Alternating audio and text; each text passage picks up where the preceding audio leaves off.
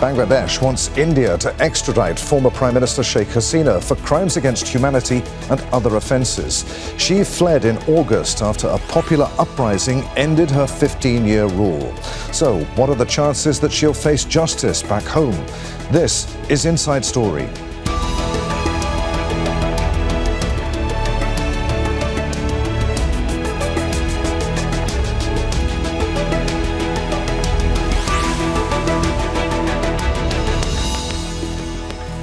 Hello, welcome to the programme. I'm Adrian Finighan. Once the most powerful person in Bangladesh, Sheikh Hasina is now a wanted woman, exiled in India since August after huge protests ended her 15 years in power. An extradition request seeks the return of the 77-year-old for what it says is judicial process.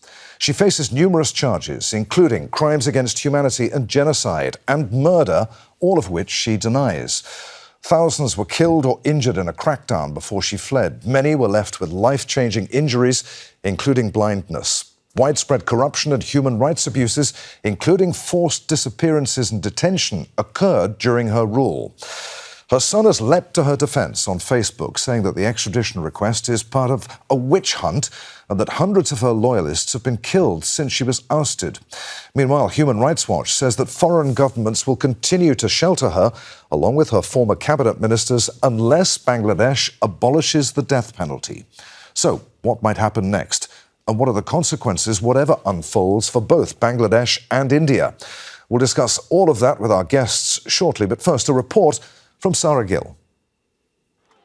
In early July, across Bangladesh, students took to the streets. They were peacefully protesting against a quota system for government jobs. But things quickly turned violent. Police opened fire, the internet was shut off for days, countless people were killed. And so, the start of a nationwide movement emerged, calling for the resignation of Prime Minister Sheikh Hasina. All the ministers are in hiding, but just wait and see how the people will go and surround the Prime Minister's house. If Sheikh Hasina doesn't resign voluntarily, we'll have no choice but to take our next step. By August 4th, Hasina was gone. She fled to India on a military plane seeking exile. Once hailed as a pro-democracy leader, she's now facing arrest. In the interest of a thorough investigation, we applied for an arrest warrant. The court accepted our petition and ordered the arrest of former Prime Minister Sheikh Hasina. Hasina has been accused of a litany of crimes during her 15 years of power, ranging from corruption to human rights violations. And Bangladeshi authorities are calling for her extradition. Nobel Peace Laureate Muhammad Yunus is now the interim leader. He says he's doing all he can to right the wrongs of the past, and he has met the families of victims of enforced disappearances. Unbelievable. How can a human being do these things to another human being? But until Sheikh Hasina is sent back to Bangladesh, many say they'll continue to demand justice. Sarah Gill, Al Jazeera for Inside Story.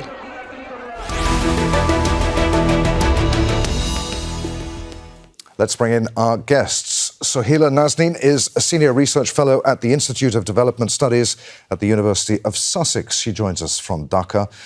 Sreeradha Datta is Professor of International Affairs at Jindal Global University. She joins us from Kolkata. And Shireen Huq is co-founder of Naripokkho, which advocates for women's rights in Bangladesh, and she joins us also from Dhaka. A warm welcome to you all. Sreeradha, I want to start with you. How will India respond to Bangladesh's request for the return of Sheikh Hasina? It puts Prime Minister Modi into an awkward bind, doesn't it? Absolutely. It's not going to be an easy process. I can certainly say that. In any case, extradition issues are always very, very complicated. And in this case, I think India has just received a note verbal, which is really in the pecking order, one of the, initial steps towards a more dense diplomatic request. There hasn't been any warrant which has been shared with India. So that's one of the basic conditions, I think, also of the extradition treaty that India and Bangladesh had signed. But also there are several other conditions and caveats on the basis of which any other country could refuse. And this is in particular to the agreement that the two have signed. One of which, of course, is the idea of a political issue. And this certainly is one. I mean, she has been one of the longest serving prime ministers of Bangladesh. And, of someone of that stature would also, there are many grounds, simple like we've seen how if there's a feeling that she won't be, the justice system is going to be unfair to her, which you just pointed out. And the judicial process is something that both India and former Prime Minister Sheikh Hasina raises, that it would not be a fairly well, the process of laws will not be followed. So there are many such conditions on which the argument could be placed. But again, even with a very straight-cut extradition request, I've always seen that there are far many complications, there are technical complications, there are judicial issues, and I guess teams from both sides would be very much engaged to understand and unravel the point. But as you began by saying, that it's not going to be an easy shut and open case. So it's going to be a complicated affair for sure. Sohela, do you agree with that? Or what are the chances, do you think, of Sheikh Hasina being returned to Bangladesh? Well, under the 2013 extradition treaty, there is Article 10, Clause 3, and that gives space for India to refuse the request. It's about, generally, extradition treaties have clauses that allow a country to refuse to send people back if there is fear that the justice process will not be followed, it won't be fair, or due process will not be followed. So I guess it's for the International Crimes Tribunal that was set up in 2010 in Bangladesh. The key issue here is to ensure that standards are met in terms of international norms that are set and the rules about evidence that's presented and processes that will be followed. But in terms of predicting what India will do, that's hard to tell. It's only Indian government that can tell us what it will do. What exactly, Sohela, is she accused of in Bangladesh? Will she get a fair trial?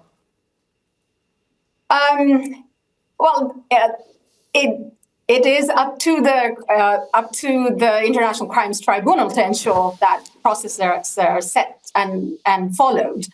It's hard to say, or for me to personally say, what will happen in terms of the process itself. As a citizen, I would hope that the trial will be free and fair. Partly because we are trying to establish a democratic society. There are many charges against the former prime minister. That includes crimes against humanity, as your report shows. Some of it is about genocide. Some of the charges are around corruption and siphoning of money. So it's about what not only happened during the July uprising, but also what happened during her tenure of 15-year rule. Shireen, how credible is the tribunal that is dealing with the charges against her? Is there, as her son alleges on Facebook, a political witch hunt against her and senior members of her party? Ironically, this very tribunal became controversial during Hasina's regime because of a number of reasons. But this was never taken up by the government itself, her regime. So it's ironic that she is now going to face this tribunal. But we all hope that the tribunal will observe due process and provide free and fair trial.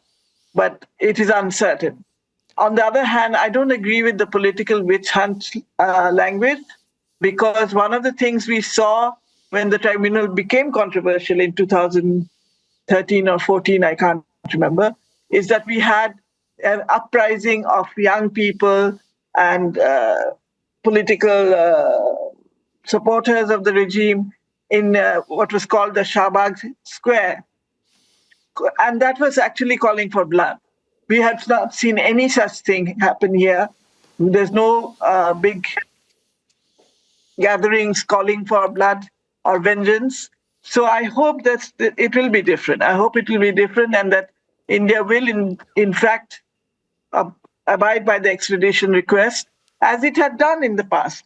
One of the accused of the Sheikh Mujib killing was extradited by India, Abdul Majid, So there is a precedent of extradition. And as Human Rights Watch has pointed out, that because of death penalty, the Human Rights Watch has actually asked for a moratorium on the death penalty. So this is something for the government to consider. Okay. I am personally against the death penalty in any case, no matter how grievous the crimes are. So I would hope that will not become an obstacle. We'll talk But she needs to face the justice process. Shireen, we'll come back to that issue of the death penalty in a little while. But picking up on something else that you were saying there, Sheikh Hasina herself has also called for an investigation, alleging that many of the deaths that occurred during her tenure may have involved others beyond the security agencies. You think that argument, then, there's some credibility to that? I don't think so personally, but for example, the Commission on Enforced Disappearances has come out with its report, and it actually implicates India as having been complicit with some of the enforced disappearances. So how much help we will get from India on the extradition request and to assume the justice process, I'm not sure. Sreeradha, remind us of who Sheikh Hasina is and how she came to power in Bangladesh and to dominate its politics for so long. Interestingly, again, in 2006, the government should have stepped down, which was a BNP-led government by Prime Minister Khalida Zia at that time, should have handed over the power to a caretaker government. And a caretaker system was introduced in the constitution just to ensure and support the election commission to hold free and fair election. Now, that was a system which worked brilliantly, actually. And this was done on the request of Awami League.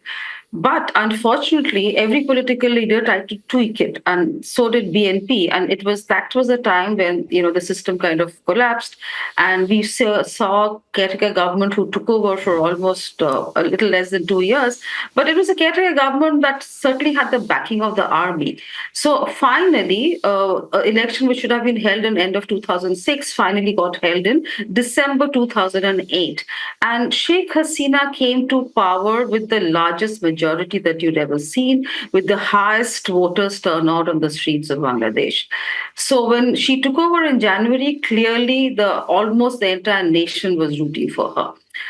But after that, we suddenly saw her. She also brought in some very positive changes to the constitution.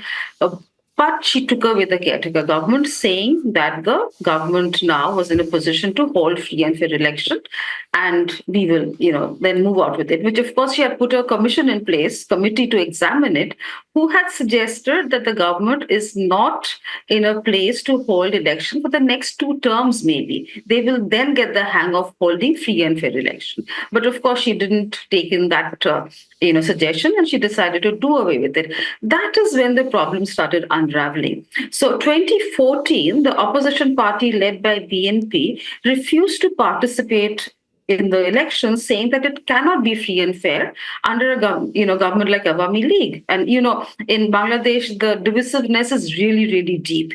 The chasm is so grave and deep that it's very difficult for the other one to convince that you're going to hold free and fair election. So then it was business as usual. Awami League came in, stayed on from 2014. So 2018, finally, again, several extra-regional players and, civil society were able to persuade BNP to be part of the elections, though the caretaker government was, of course, not restored. BNP, in fact, had started the election campaign and things were going fine. But unfortunately, on the morning of the electoral date, most people who went out to vote, cast their vote, were unable to, because already the Awami League workers had cast their vote for everyone. So the BNP, of course, had no space here at all. They were completely, and they were, just even before the day was over, the Awami League declared its own position, and they had almost kept almost the entire parliament to themselves, barring a few other numbers. So again, 2018 was a very, very one-sided election, clearly. BNP, of course, later on went on to protest. It happened the night before. Shireen, you want to come in there? What did you say? I said the 2018 election actually happened the night before. Right. The workers had stamped all the poll papers. So morning when people went to cast their vote, they were turned away. Yeah. Okay. That happened to the largely to people. So 2024 January election, again, on the same issue that BNP wasn't very happy with the way the electoral campaign was on and how the process was clearly one-sided. Also, just before the elections, though BNP was in two minds about fighting, I think about 10,000 BNP workers were arrested, put on, inside on several charges. Okay. And Awami League found a very ingenious way of finding how they took out some of their own Awami League members and formed new political parties almost overnight. So Sreeradha, as to look that there were... I'm sorry. I'm sorry to interrupt you, but time is tight here. I want to get as many views in as possible here. Sohela, remind us what life was like for Bangladeshis, for ordinary Bangladeshis, under Sheikh Hasina's rule, and how life has changed for people since August. Life has changed in many different ways. Under Sheikh Hasina's rule, we saw economic growth, but we also saw inequality rising. So you saw a fall on absolute poverty, but you also saw stresses, and you saw basically people, but transient poverty, that is people going in and out of poverty quite a lot. And COVID created a lot of different stresses in terms of urban informal workers losing jobs. It also created stresses in terms of the cost of living prices that happened post-COVID. You see this stress in terms of what's happening with the banking system. What that means is our reserve had fallen, and we are facing a crisis, and we have gotten loans from IMF and other institutions. What that means is austerity is coming, and we have to pay back with a fragile economic situation. Apart from the economy, in terms of human rights issues and what was happening to political and civil liberties, if you think about the Digital Security Act that was replaced by the Cyber Security Act, for the activists and civil society organizations, space was very limited for common people then to come out and engage with the government. That kind of space to dissent was being limited. And then you also see a rise in violence against women that was happening despite laws being passed. That means that laws were not being implemented. So you have a varied picture. After transition, of course, economic stresses are still there, stability being our key issue, and how do we ensure that poverty doesn't increase is going to be a key concern. The government is taking measures, but it needs to take more measures in that area. In terms of the question of what kind of governance reforms do we want, there are reform commissions that have been set up. Shireen is the member of the Women's Commission.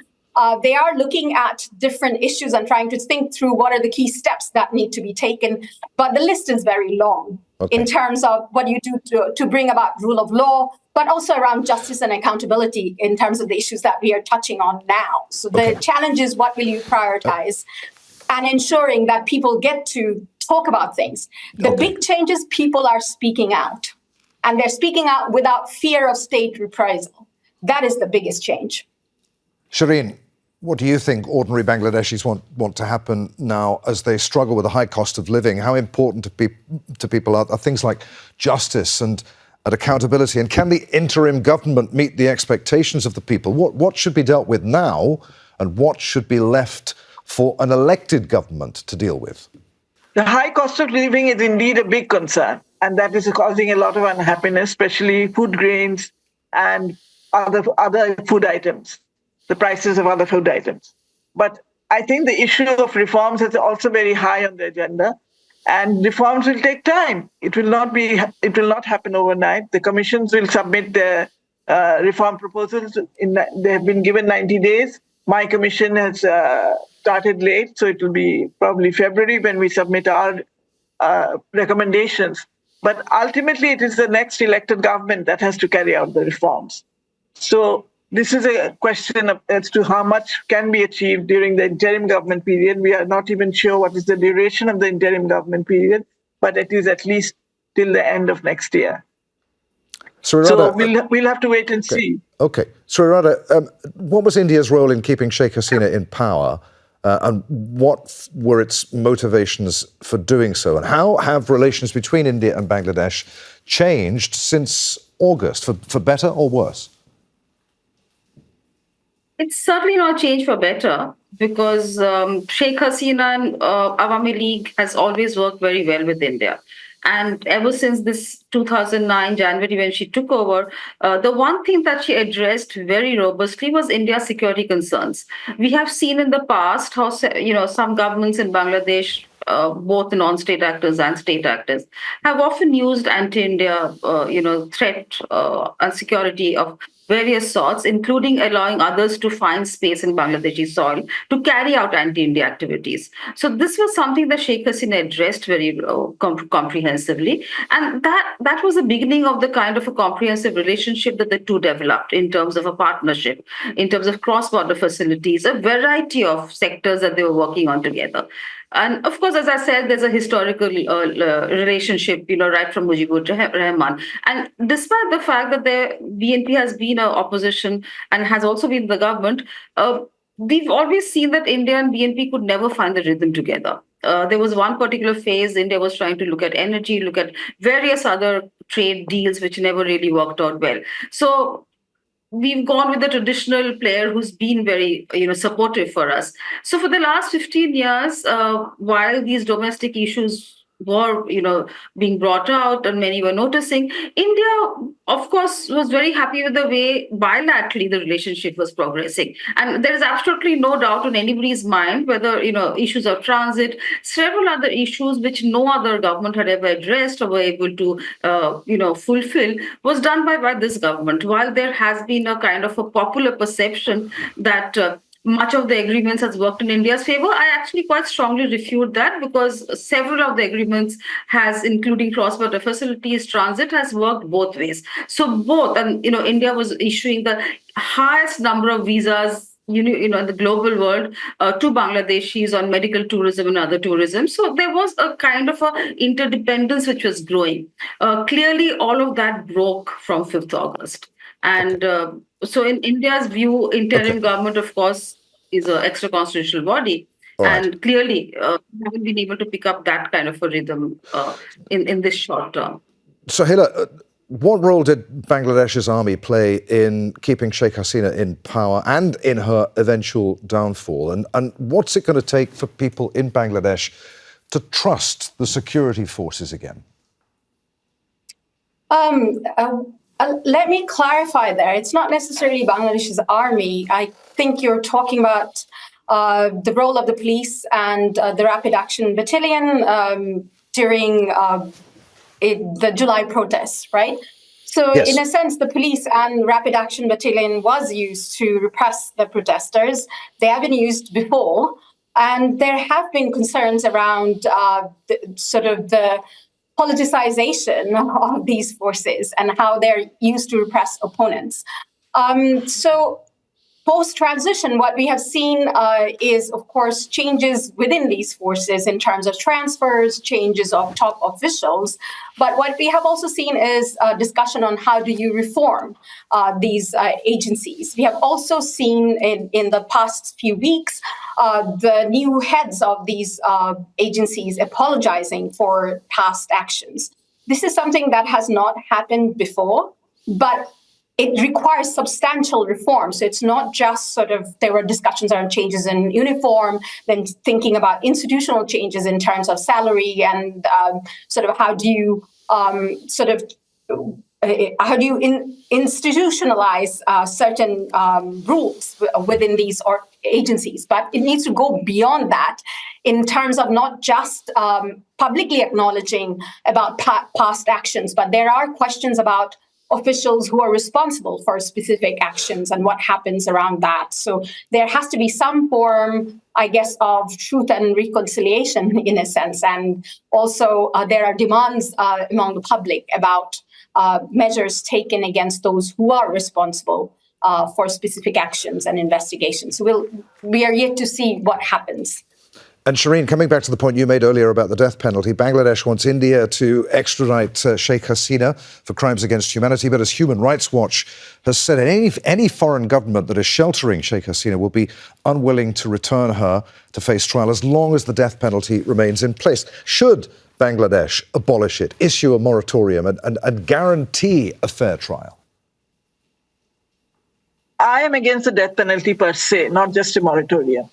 But of course, at this time, in order to get Sheikh Hasina back and into the justice process here, if that is what is required, a moratorium, if India will oblige on the basis of a moratorium, then I will support a moratorium. But I am for absolute abolition of the death penalty. But I just want to go back a little bit to what Sreeradha was saying. I think that was a very Indian point of view.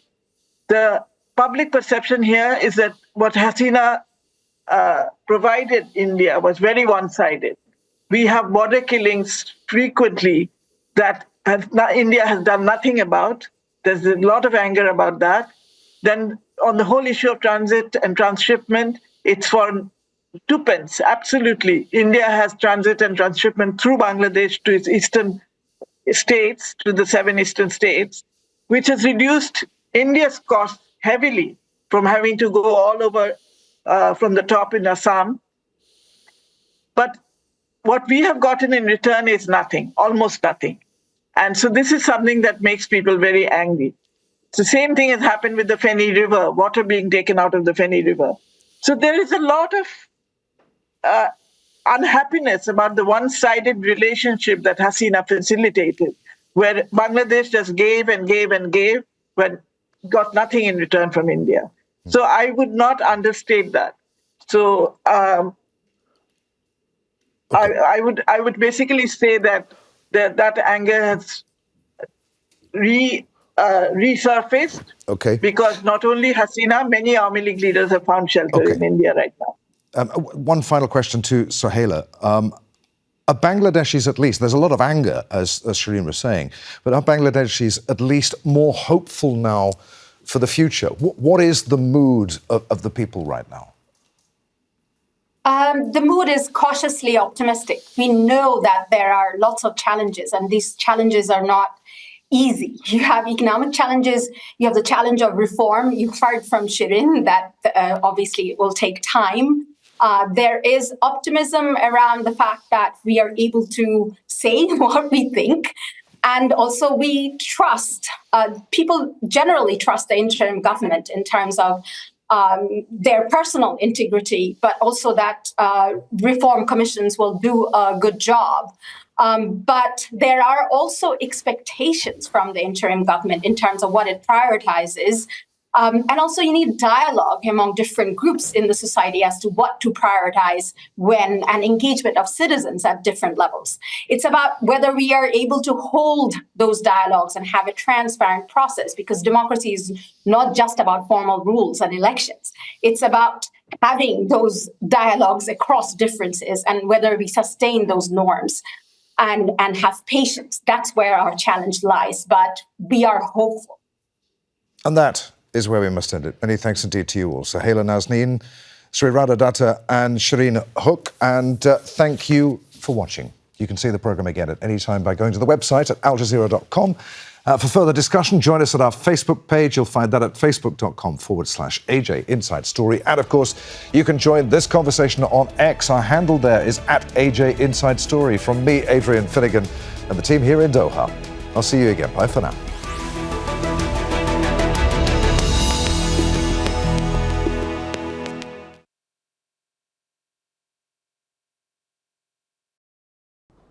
Make sure to subscribe to our channel to get the latest news from Al Jazeera.